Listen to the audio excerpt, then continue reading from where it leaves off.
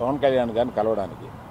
అశ్వథ్ గారి సినిమా వస్తుంది, దానికి కాస్త రేట్స్ ఇప్పించండి అని చెప్పి అడగడానికి. అప్పుడు ఆయన హింట్ చేశారు, చంద్రబాబు నాయుడు గారిని కలిశారా మీరు, ఛాంబర్ తరపున వచ్చి కలవండి. ఆ తర్వాత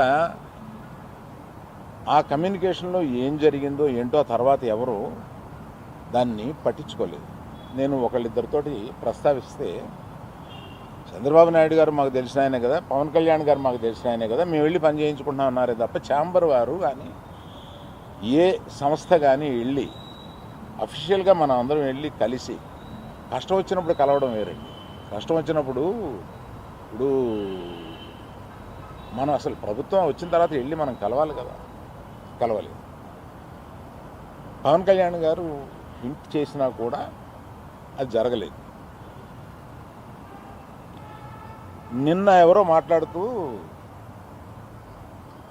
మాది ప్రైవేట్ వ్యాపారం, ప్రభుత్వానికి సంబంధం ఏముంది, ప్రభుత్వానికి సంబంధం లేదు, నేను కరెక్ట్గా చెప్పలేనది, ఆ అర్థం వచ్చేటట్టు మాట్లాడాను.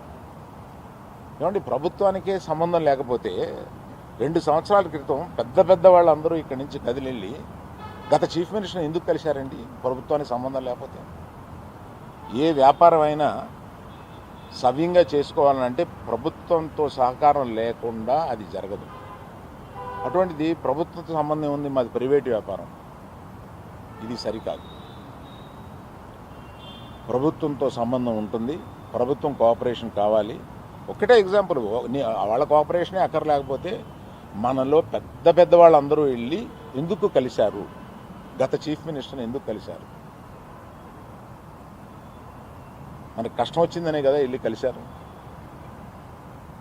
కష్టం వస్తే కానీ వెళ్ళి కలవమా? ఒక ఫార్మాలిటీ లేదా? అందువల్ల మినిస్ట్రీ నుంచి వచ్చింది నేను చదివాను, అది చాలా